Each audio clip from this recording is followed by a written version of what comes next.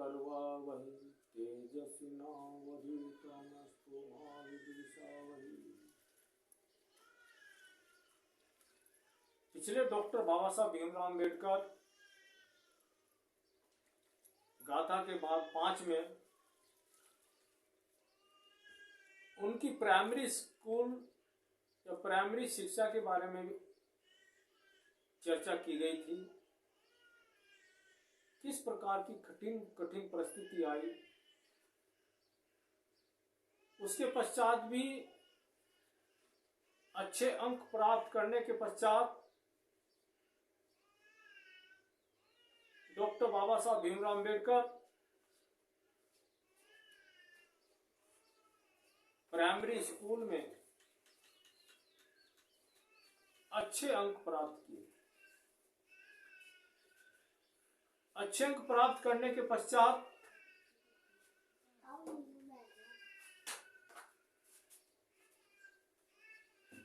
Doctor बाबा साहब भीमराव अम्बेडकर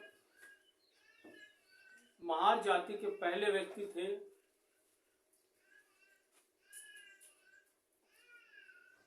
जिन्होंने कक्षा 4 की शिक्षा ग्रहण की। एक सम्मेलन रखा गया,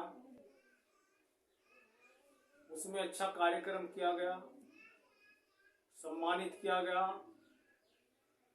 महार जाति के अंदर एक खुशी की लहर आई। इसके पश्चात जब उन्होंने मैट्रिक्स के लिए पढ़ाई प्रारंभ की और स्कूल में गए, जातिवाद और भेदभाव ने उनका वहां भी साथ नहीं छोड़ा। और वास्तव में उस समय डॉक्टर बाबा साहब भीमराव अम्बेडकर के साथ ही नहीं हुआ,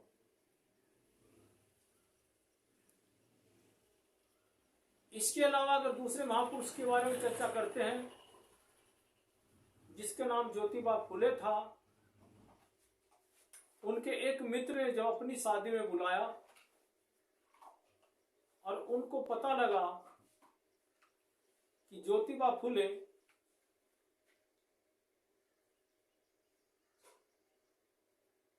एक सैनी यानी माली जाति से आते हैं, तो उनके माता पिताओं ने जिस मित्र के यहाँ शादी के लिए गए थे उनका घोर अपमान किया। इतना अपमान हुआ कि वो जब घर वापस आए बहुत उदास हुए और तभी उन्होंने समाज के लिए संकल्प लिया था इस भेदभाव को दूर करने का प्रयास करूं। और तब उन्होंने एक पुस्तक लिखी थी जिसका नाम गुलामगिरी था। एक दूसरी घटना और आती है जिसको 100 वर्ष भी पूरे नहीं हुए। वो क्षेत्र जहां आद्य शंकराचार्य जी का जन्म हुआ, केरल, उस केरल का एक राज्य था जिसका नाम था त्रावणकोर। इस राज्य के अंदर एक कानून बना हुआ था जो जनजाति थी, आज की पिछड़ी अति पिछड़ी जातियां हैं, SC ST हैं, अनुसूचित जाति अनुसूचित जनजातियां हैं, इनकी महिलाएं सार्वजनिक स्थान पर कहीं भी चलती थी, शरीर के नाभि से ऊपर के हिस्से को ढककर नहीं चल सकती थी, खुला चलना पड़ता। यदि ढककर चलती थी तो उसका टैक्स देना पड़ता था, टैक्स नहीं तो कोड़े सहन करने पड़ते थे। और एक बार की घटना है, एक युवती जो वहां की आज की अनुसूचित जाति में आती हैं, उस जाति की एक युवती नाभि से ऊपर के हिस्से को ढककर चली। जब वो नाभि से के ऊपर के हिस्से को ढककर चली उस समय की घटना आती है, वो घर गई, वहां के तथाकथित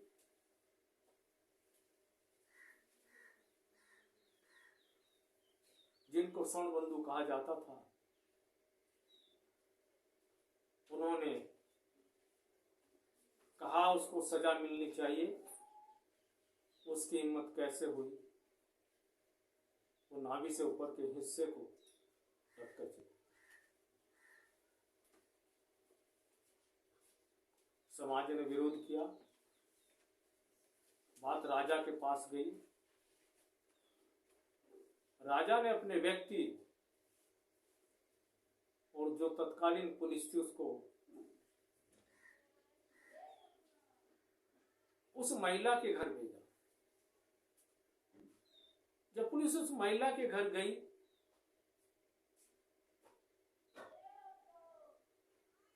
वो केले के पत्ते लेकर गई।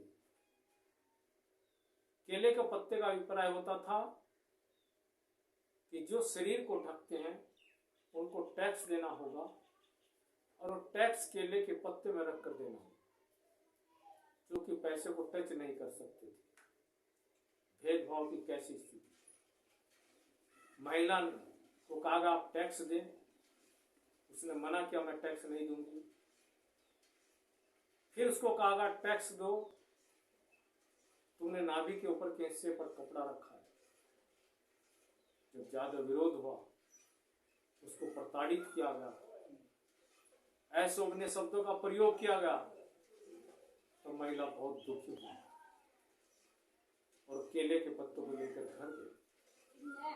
जब उस केले के पत्ते को लेकर अंदर घर में घुसी, कुछ मिनटों के पश्चात उस केले के पत्ते को लेकर आती है और उस दृश्य को देखकर दिल दहल जाता है। उन केले के पत्तों में अपने दोनों स्तन काट कर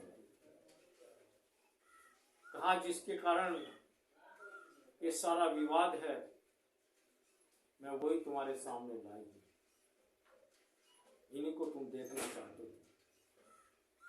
और उसका रक्त इतना बहा कि कुछ घंटों बाद उसकी मृत्यु हो गई। और कहा जाता है जब उसकी मृत्यु हुई, उसकी चिता जली। हिंदुस्तान का पहली घटना थी कि उस महिला के पति ने भी उस चिता के अंदर जलकर अपने को सती हो गई। तब जाकर उस अनुसूचित बंधुओं के लिए राजा की अवहेलना, आसपास के क्षेत्र में राजा ने अनुसूचित बंधुओं के लिए उस कानून को तोड़ा। लेकिन पिछड़ी जाति के लिए वो कानून फिर भी बना हुआ था। तब दो महिलाओं ने फिर विरोध किया और कपड़े ढककर चलने का प्रयास किया। तब फिर विरोध किया गया। जब ये विरोध फिर किया गया, तब इन महिला को सजा हुई और इनको फांसी की सजा दी गई। तब पूरी पिछड़ी जाति के लोग इकट्ठे हुए, 1 वर्ष तक आंदोलन हुआ, जेलों में गए, यातनाएं सहन की। और जब आंदोलन नहीं रुका, 1924 में तब राजा को उस कानून को तोड़ना पड़ा। ये सभ्य समाज हो सकता है क्या? ये असभ्यता का प्रतीक है या नहीं है? वो चाहे किसी जाति का स्वर्ण समाज था, वो अपने को किसी प्रकार का समाज समझता था, लेकिन वर्तमान समय में एक खानबदोशी और जिसको कह सकते जंगली किस्म का व्यक्ति कहना चाहिए, जितने भी उसको अशोभनीय शब्दों का प्रयोग कर सकते हैं वो करना चाहिए उस समाज के लिए जो इस चीज को देखते थे। उन्होंने विरोध नहीं किया। आज लोग कहते समानता की चर्चा करते हैं, लेकिन ये 100 साल पहले की घटना घटी हुई है। आज भी इतिहास के अंदर मिलेगा, भूगोल की ये घटना मिलेंगी। ये देश के अंदर देश को बराबरी और समानता की जो लोग चर्चा करते हैं, ये तो 100 साल पहले घटना है। वास्तव में इस देश के अंदर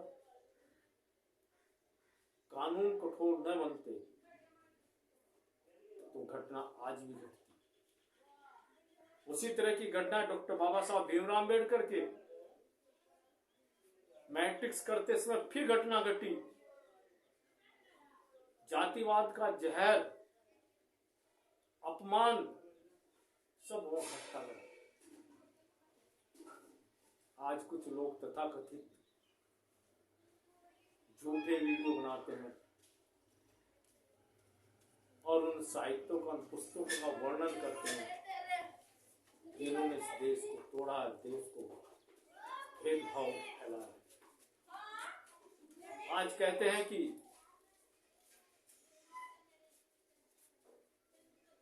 वर्ण व्यवस्था के आधार पर सजाएं बढ़ी हुई थी। वास्तव में मैकाले जैसे को धन्यवाद देना चाहिए जिसने सबके लिए बराबर कानून बनाया। डॉक्टर बाबा साहब भीमराव अम्बेडकर के लिए भी उसी तरह की घटना घटी जो पढ़ने के लिए गए। हाँ, मैट्रिक्स के अंदर भी उनको बैठने नहीं दिया। पीछे बैठना, पीछे बैठकर ही पढ़ना, लेकिन उसके बाद भी उन्होंने धैर्य और हिम्मत नहीं छोड़ी और लगन के साथ पढ़ते रहे और अपने स्कूल के अंदर प्रथम स्थान प्राप्त किया। जो व्यक्ति अन्य थे, शुद्ध और पवित्र समझते थे, वो उनके बराबर शिक्षा ग्रहण नहीं कर सकते। और इसलिए विचार करना चाहिए, यदि बास्केट खेल खेला जाता है और बास्केट खेल के अंदर व्यक्ति की लंबाई 6 फीट है और बास्केट की जो लंबाई है वो 10 फीट है, तो एक खिलाड़ी जो गोल फेंकता है वो 4 फुट ऊंचाई पर है। दूसरा एक खिलाड़ी 5 फुट लंबाई है, गोल उसके लिए भी वही है, उसको 5 फीट ऊपर गेंद डालनी, ये भिन्नता है या नहीं। इस भिन्नता के पश्चात भी डॉक्टर बाबा साहब भीमराव अम्बेडकर ने मैट्रिक्स के अंदर अपने स्कूल में प्रथम स्थान प्राप्त किया।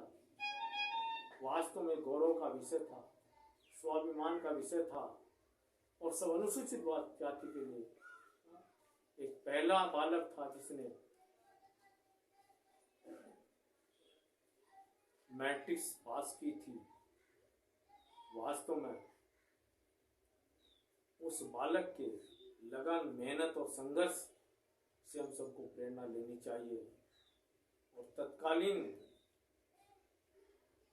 जो घटना 2 बताई है,